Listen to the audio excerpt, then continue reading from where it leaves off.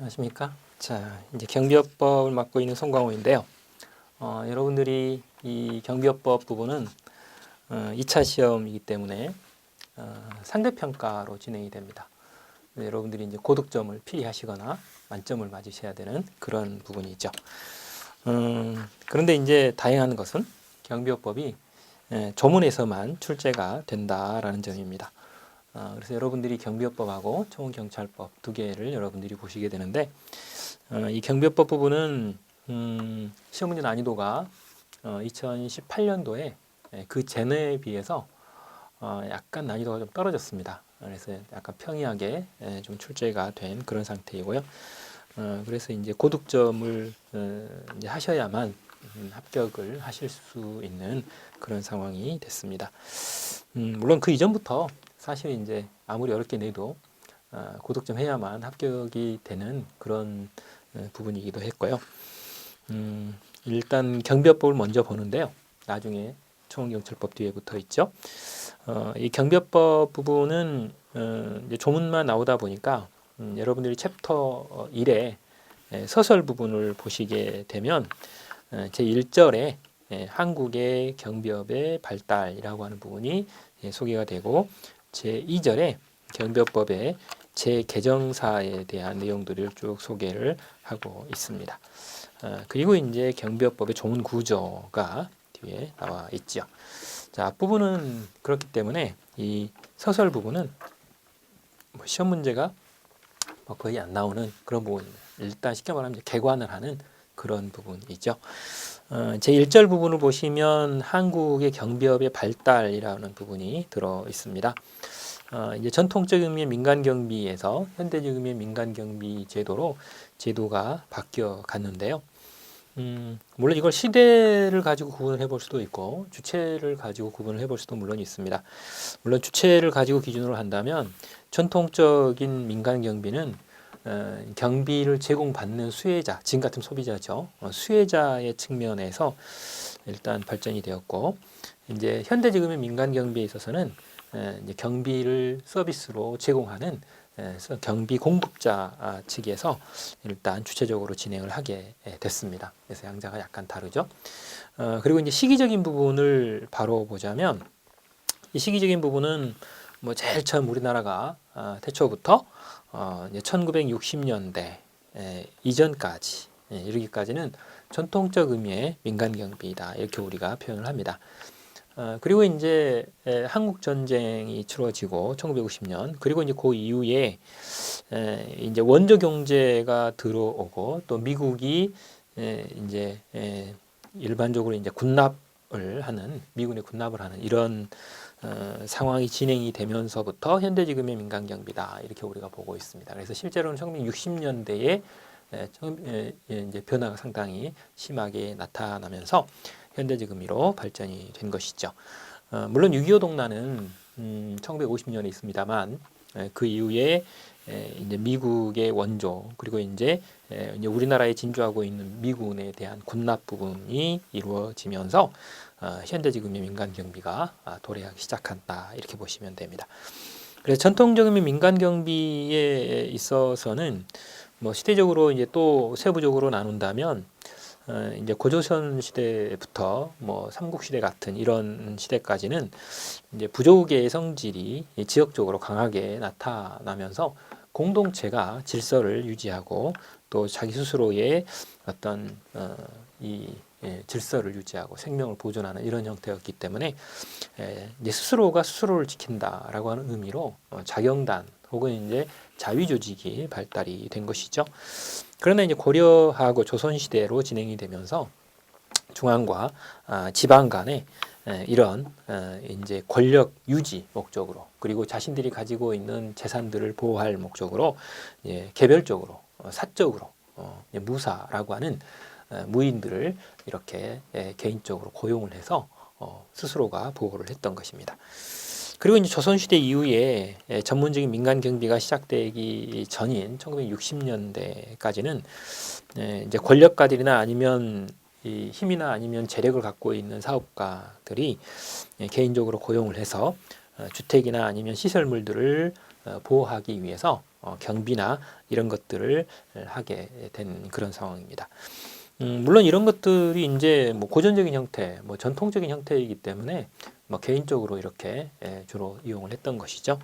그러나 현대 지금의 민간 경비가 도래하면서 이제 전통적으로 이루어졌던 이 고용한 사람들의 집에 가서 상주하면서 경비 서비스를 제공하던 이런 측면에서 벗어나서 이 공급자가 하나의 서비스 상품으로 경비 서비스를 개발을 해서 소비자라고 하는 고객들의 요구에 맞춰서 계약을 맺고 일단 경비 서비스를 제공을 하게 되죠. 물론 이때 계약을 맺고 가지만 이때는 이제 계약 경비가 되기도 하지만 아직 이때에도 상주 경비가 이루어지기도 했던 것이죠. 그리고 현대제금의 민간 경비는 앞에서 계속 말씀드리지만 뭐 1950년에 한국 전쟁이 터지고 나서 그 이후에 이제 미군이 우리나라에 이제 원조를 하게 되고 또 우리나라에 미군이 주둔을 하게 되면서 그들에게 이제 군납을 하는 형태가 이루어지게 됩니다. 이때 이런 물자들을 보호하는 형태로 각종의 서비스가 진행이 되는데 그런 서비스를 제공했던 기업들이 봉신기업이니 아니면 영진보안공사니 하는 이런 회사들이 거기에 이제 나타나게 됩니다. 그리고 실제로 이 경비업법보다는 청원경찰법이 이제 먼저 제정이 됩니다. 그래서 이때 당시에는 역사적으로 보면 원래는 경찰이 일단 경력을 투입시켜서 이런 물자들을 보호하거나 해야 됨에도 불구하고 경찰에 그런 여력이 없었기 때문에 이제 시설주나 이런 청원을 경찰을 배치했으면 하는 그런 업주들의 요청을 받아들여서 이제 경찰에서는 경찰관을 파견하는 것이 아니라 청원 경찰이라는 이름으로 경찰관 대신해서 이제 경비를 하게 된 것입니다. 그런 것들이 법제화된 것이 바로 우리나라에 유일하게 존재하는 청원경찰이라는 제도이고 그때 만들어진 법이 청원경찰법인 것이죠. 이거는 1962년 4월 3일 날 제정이 되어서 시행이 되게 됩니다. 이제 청원경찰법은 1962년인데요.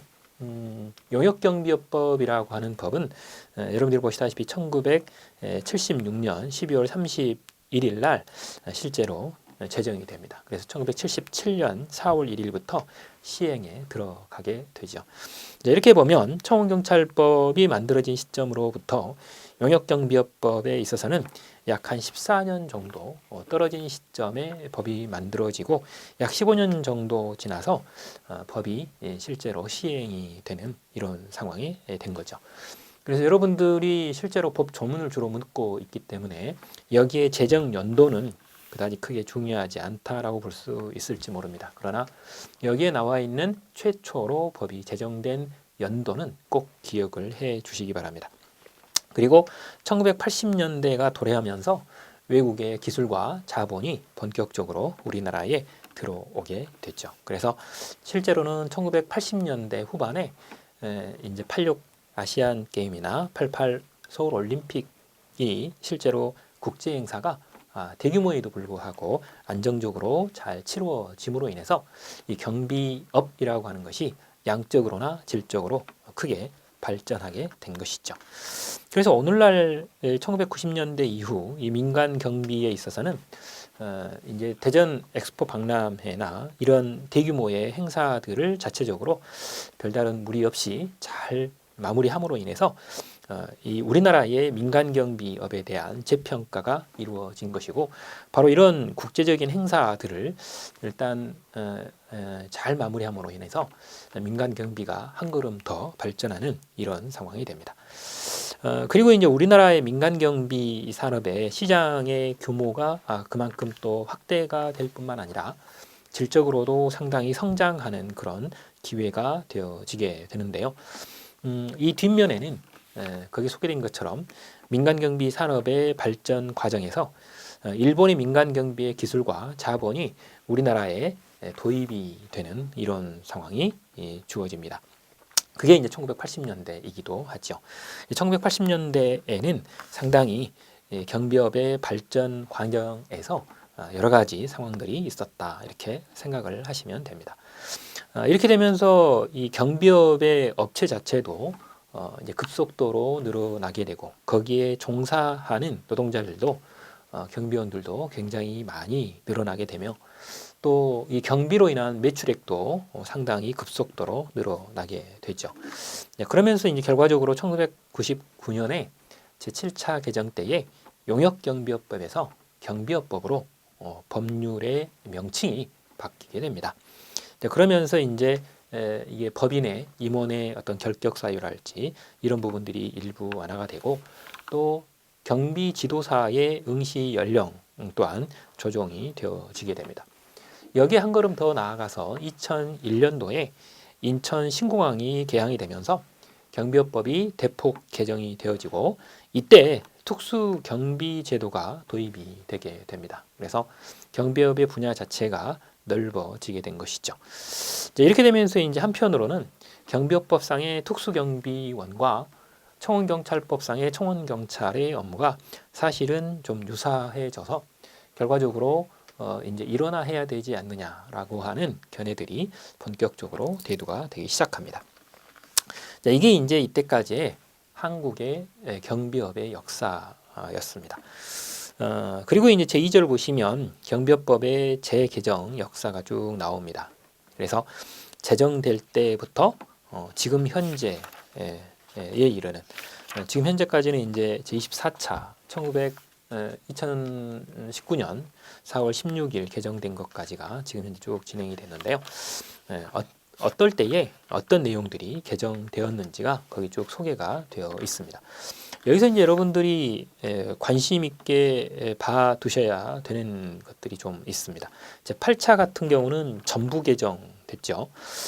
그러면서 경비업의 종류에 이제 2001년도이기 때문에 특수 경비업이 추가가 되는 그런 상황이 나타나고 이제 그러면서 이제 특수 경비원들에 대한 여러 가지 이제 의무들이나 혹은 이제 조치를 해야 되는 것들 이런 것들이 나타나게 됩니다. 그리고 이제 그 뒤에 보시게 되면 이제 그에 따른 여러 가지 상황 변화들이 나타나죠. 그리고 이제 경호 관련 부분도 문제가 되고요. 자, 그리고 이제 여러분들이 그 뒤에 그러고도 굉장히 여러 번 이제 변경이 개정이 되어지게 됩니다. 그리고 이제 2017년 7월 26일 날은 문재인 정부가 들어서 이제 정부 조직법을 개정하면서 결과적으로 이제 경비업법의 주관 장관인 이름이 행정안전부로 다시 바뀌게 됩니다. 그래서 이제 지금 현재 24차까지 오게 된 것이죠. 이제 그 역사를 한번 여러분들이 쭉 한번 훑어 보시고요. 이 역사 자체를 잘 물어보지는 않습니다. 그래서 일단 기본적으로 시작을 할 때 이럴 때 이렇게 바뀌었구나라는 정도 한번은 읽어 보시는 게 아마 좋으리라 이렇게 봅니다. 그리고 이제 2번을 보시면 현행 경비업법의 구성과 내용이라고 하는 부분을 보게 됩니다. 거기 이제 제 1장 총칙부터 맨 마지막에 부칙까지 내용으로 구성이 되어 있는데요. 거기 보면 이제 총칙에는 당연히 개념 관련이나 이제 경비업 자체가 이제 법인만 영위할 수 있기 때문에 그런 성질들이 기초적으로 총칙에 언급이 되고 제2장의 경비업 허가 등이라고 해서 어차피 경비업은 허가를 받으셔야 할 수 있는 사업입니다. 그렇기 때문에 경비업 허가에 대한 제도 그리고 이제 경비 업무의 도급 의무 같은 이런 부분들이 소개가 되죠. 그리고 이제 제3장을 보면 기계경비 업무에 대한 다른 독자적인 내용이 따로 소개가 됩니다. 그리고 제4장을 보시면 경비지도사와 경비원에 대해서 소개를 하죠. 여기서는 이제 결격사유랄지 교육 그리고 시험 제도 같은 이런 부분들 그리고 이제 범죄 경력 조회나 이런 부분들에 대해서 다양하게 소개를 합니다. 그리고 이제 제5장을 보면 행정처분 등에 대해 소개를 합니다. 그래서 경비업 허가를 취소하게 된다거나 정지 그리고 경비지도사 자격에 대한 취소 정지 관련 내용 그리고 이제 이런 불이익 처분을 할 때에 일단 중간 절차로 규정이 된 게 청문제도라고 하는 게 있죠. 이런 부분들을 소개를 하고 있는 것입니다. 그리고 제6장을 보면 이제 경비협회가 있습니다. 예전보다는 경비협회가 다양한 업무들을 하게 되고 공제 사업 동안 진행을 할 수 있게 법이 규정을 하고 있죠. 그리고 제7장을 보시면 보칙이라고 그래서 감독 보안 지도 점검 같은 부분이나 혹은 손해배상 그리고 위임 위탁에 관한 부분들, 벌칙에 관한 부분에서 공무원 의제에 관련 부분들이 안에 들어가 있습니다. 그리고 이제 8장은 벌칙이 안에 들어있죠. 그래서 형이 가중 감경 관련 부분도 있고 양벌 규정이나 과태료 관련 부분 또한 안에 내용이 들어 있습니다. 자, 이렇게 이제 구성이 되어 있는 게 챕터 1이라고 해서 서설이었습니다. 이게 이제 도약 단계였었고요. 자, 챕터 2번부터가 본격적인 조문 내용에 해당이 됩니다. 챕터 2번은 경비업에 대해서 본격적으로 소개를 합니다. 경비업에 대한 기초적인 어떤 목적, 개념, 그리고 경비업에 있어서의 법인성, 경비업의 업자에 대한 법인성 같은 이런 부분들을 소개를 해가는 부분이죠. 자, 먼저 제1절 부분의 목적입니다. 이거는 이제 경비업법 제1조 목적 부분에 들어있는 내용인데요. 경비업법은 왜 만들었을까? 이 경비업의 육성과 발전 그리고 그 체계적인 관리에 관하여 필요한 사항을 정함으로써 경비업의 건전한 육성을 하는데 이바지함을 목적으로 한다 이렇게 되어 있습니다. 그래서 경비업의 육성 발전을 목적으로 한다 이렇게 우리가 보면 되겠죠. 그 다음 제2절 보겠습니다. 경비업법상의 용어 정의입니다. 이거는 이제 어느 법이나 거의 대부분 2조나 3조에 그 법에서 사용하는 법적인 정의, 즉 개념이 소개됩니다. 이 부분도 바로 그 부분에 해당이 되죠. 제일 첫 번째가 경비업의 정의입니다. 별표는 3개짜리죠. 제가 이제 여러분들이 강의를 해드릴 때 이 교재에 보면 밑줄이 좀 그어져 있는 부분이 있을 겁니다. 그리고 가로에 보면 과이표가 쳐져 있거나 동그라미가 쳐져 있는 이런 옆에 설문들이 또 있습니다.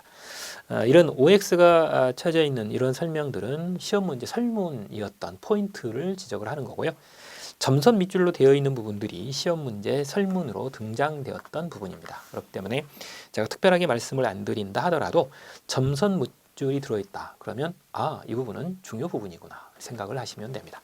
어쨌든 제2절의 기본적인 정의 부분은 별표가 3개짜리입니다. 물론 이 경비업법은 워낙 꼼꼼하게 시험 문제가 나와서 중요하지 않습니다. 이렇게 그냥 건너가세요. 이렇게 말할 수 있는 분야는 사실은 거의 없습니다. 워낙 이때까지 출제가 많이 되어져 오다 보니까 이제 뭐 안 나온 부분이 없을 정도로 굉장히 많이 출제가 됐죠.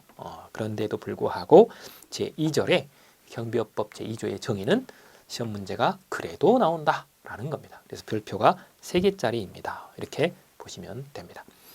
먼저 경비업의 정의 부분인데요. 경비업무의 전부 또는 일부를 도급받아 행하는 영업을 우리는 경비업이라고 우리가 말을 합니다. 이때 이제 주의할 점은 경비 업무라고 하는 것은 그 밑에 나와 있는 5가지를 우리가 지칭을 하고요. 그 5가지 업무에 해당이 되는 경비 업무 전부를 다 도급받아 영업으로 할 수도 있지만 일부만 도급받아 영업으로 할 수 있다라고 하는 겁니다. 그 다음 그래서 여기서 또 하나의 포인트는 전부 또는 일부라는 거. 그 다음 두 번째 포인트는 도급받아 행한다라고 하는 겁니다. 이 도급이라고 하는 것은 일정 부분을 일을 맡아서 하는 것을 계약으로 했을 때 도급계약이라고 하는데 민법상 그 도급의 형태를 띄어서 영업을 한다라는 겁니다. 그래서 경비 업무의 전부 또는 일부를 도급받아 도급이라는 계약 형태로 일을 맡아서 행하는 영업이다. 이렇게 이해하시면 되겠습니다. 그래서 이제 민법상 개념으로도 여러분들이 도급의 의미를 아셔야 되는데 그냥 쉽게 설명을 하면 누군가로부터 뭔가를 해야 될 일을 맡아서 일단 하도록 하고 그것에서 일정한 이익 혹은 서로 간에 계약을 맺고 행하는 일이다. 이렇게 생각을 하시면 되겠습니다. 근데 여기서는 무슨 일을 한다고요? 경비와 관련된 일을 5가지에 관련된 일을 돈을 받고 위탁받아서 혹은 이렇게 계약을 맺고 한다라는 형태로 이해하시면 되겠습니다. 그러면 방금 전에 소개할 때 경비 업무의 전부 또는 일부 이렇게 써요. 경비 업무의 전부 또는 일부. 이때 경비 업무는 그러면 뭐냐? 이때 경비 업무라고 하는 것은 거기 보시면 5가지로 소위가 되어 있습니다.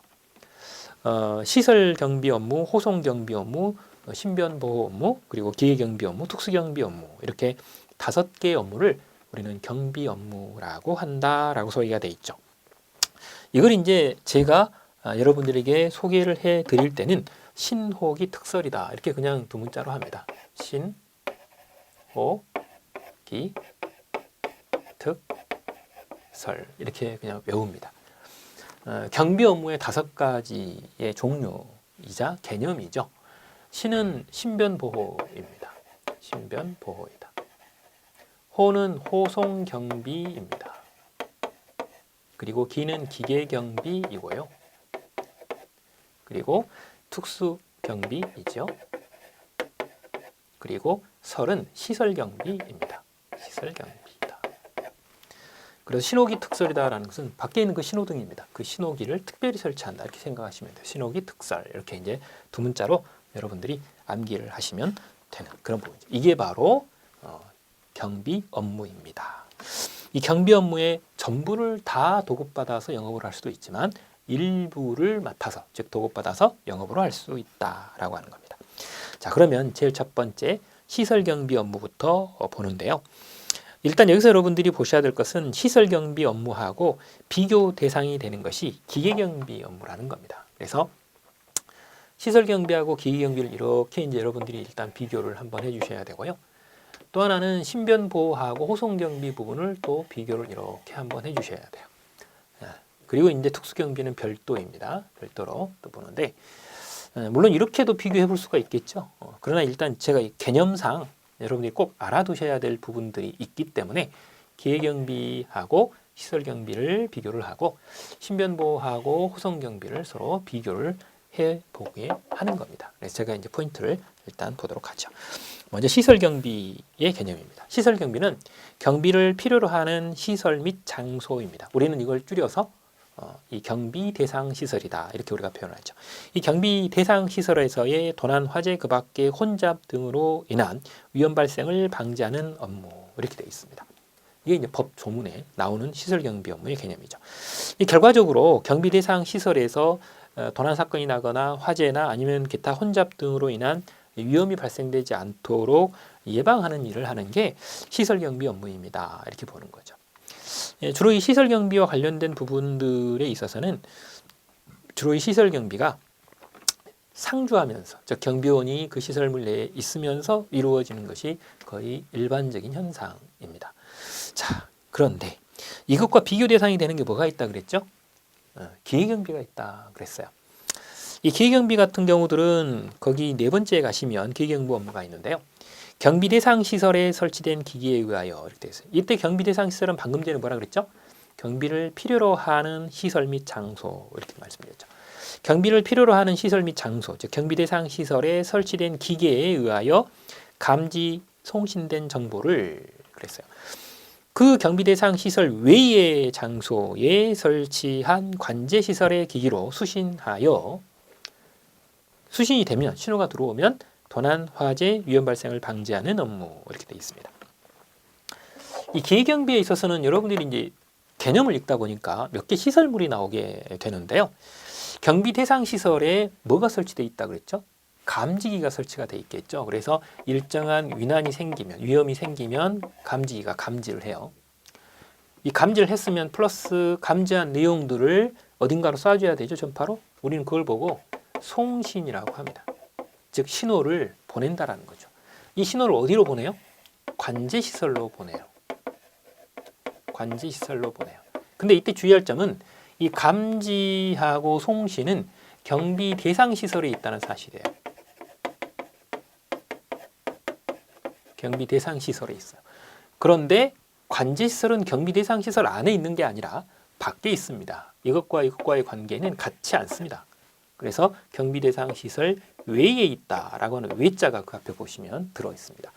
경비 대상 시설 외에 있는 관제 시설에서 뭐를 받아요? 이 신호를 받습니다. 수신을 하셔야 됩니다. 수신을 해서 도난, 화재, 그 밖의 위험 발생을 방지하는 이런 일들을 하게 된다라는 것이죠. 그래서 결과적으로 기계경비에 있어서 특별하게 나오는 단어들이 이런 단어들이 지금 보시다시피 등장했습니다. 그런데 시설경비 업무에서는 어떤 단어만 나왔나요? 경비 대상 시설이라는 단어가 나와 있었죠. 그래서 위아래가 이렇게 구분된다라고 보시면 됩니다. 그럼 우리가 통상적으로 기계경비를 지금 현재 이제 가장 대표적인 업체가 세콤이다 보니까 뭐 세콤이었다 뭐 이렇게 우리가 표현을 하게 되는데 그런 게 바로 위에 나와 있는 기계경비였던 것입니다. 그렇죠? 자, 사람들이 상주하면서 그 경비 대상 시설 안에서 도난 화재 그리고 혼잡을 방지하는 것은 시설 경비이고요. 기계경비 같은 경우는 말 그대로 사람이 있는 것이 아니라 거기에는 감지기하고 송신기를 달아놓습니다. 각각의 포인트가 되는 지점에다가. 그러면 이제 거기서 일정한 위험이 발생됐다라는 상황이 발생이 되면 감지기가 그 위험 상황을 감지해서 송신기가 신호를 쏴주는 거죠. 그러면 그 신호를 받는 수신시설이 경비대상 시설 밖에 있는 관제시설에 존재해서 거기에서 수신을 하면 결과적으로 주변에 있는 경비원들에게 연락을 해서 그 경비대상 시설에 출동을 하도록 돕는 이런 서비스를 우리는 기계경비 업무이다 이렇게 우리가 말하고 있는 겁니다. 그래서 시설경비 업무하고 기계경비 업무는 일반인들이 봤을 때는 비슷한 어떤 서비스일지 모르나 보시다시피 이 법적인 개념은 정확하게 다르다라는 것입니다. 그래서 두 가지를 구분해 주십사 이렇게 말씀을 드리고 시험 문제로도 이렇게 말을 바꿔서 출제하는 경우들이 많기 때문에 그 부분은 특히 주의하셔야 됩니다. 자, 여기서 이제 개념을 제가 강의를 했는데요. 자, 여기서 그러면 열심히 또 두 문자로 또 외우시는 분들도 있고 막 이거 그대로 베껴가지고 열심히 외우시는 분들도 있을 수 있어요. 근데 그렇게 하지 마시고요. 여기서 공부하실 때는 여러분들 주변에 잘 보세요. 그러면 뭐 세콤 표시가 붙어 있다거나 뭐 ADT 표시가 붙어 있다거나 이래 가지고 이제 경비 서비스가 되고 있습니다. 알리는 이런 업체들이 있죠. 이런 업체들은 대부분이 이걸 하고 있는 거예요. 그래서 여러분들이 잘 보시기 바랍니다. 그래서 여러분들이 주변에서 보시면 이 5개 서비스가 굉장히 많이 이루어지고 있다는 것을 아실 수 있습니다. 그래서 여러분들을 이런 것들을 일단 주변에서 보시고 체감하시는 게 가장 좋습니다. 그다음 호송경비에 대해서 한번 보도록 하겠습니다. 호송경비 업무라고 하는 것은 운반 중에 있는 현금, 유가증권, 귀금속, 상품 그 밖의 물건에 대하여 도난, 화재 등 위험 발생을 방지하는 업무 이렇게 되어 있습니다. 여기서 이제 포인트가 되는 것은 물건이라는 겁니다. 그 밖의 물건이라고 해서 그 대상이 바로 이 호송경비는 호송, 즉 옮기는 것의 대상이 물건이라는 데 있습니다. 물건이라는 데 있다. 그 다음 그러면 신변보호는 그러면 대상이 뭘까? 사람이라는 데 있습니다. 사람의 생명과 신체를 대상으로 한다라는 거예요. 그래서 양자가 조금 다른 대상을 위해서 움직이고 있는 것이죠. 자, 그래서 일단 호송경비는 운반 중인입니다. 운반 중인 포인트가 있죠. 지금 운반되고 있어야 돼요. 운반 중인 현금, 유가증권, 귀금속, 상품 그 밖에 물건에 대해서 도난, 화재 등의 위험 발생을 방지하는 데 있다라고 하는 것이죠. 그러면 신변보호 업무를 보겠습니다. 위에 나와 있는 신변보호는 뭘 대상으로 한다? 사람 그랬죠. 사람의 생명이나 신체에 대한 위해를 방지하고 그 신변을 보호하는 업무 이렇게 말합니다. 우리가 통상적으로 신변보호라고 하면 일반인들은 뭐라고요? 경호 이렇게 이해를 하시는 분들도 많습니다. 그런데 이제 법적인 개념은 경호 업무 이렇게 안 돼 있고요. 신변보호 업무 이렇게 규정이 되어 있습니다. 그래서 어쨌든 사람이 보호 대상이다 이렇게 생각하시면 되겠습니다.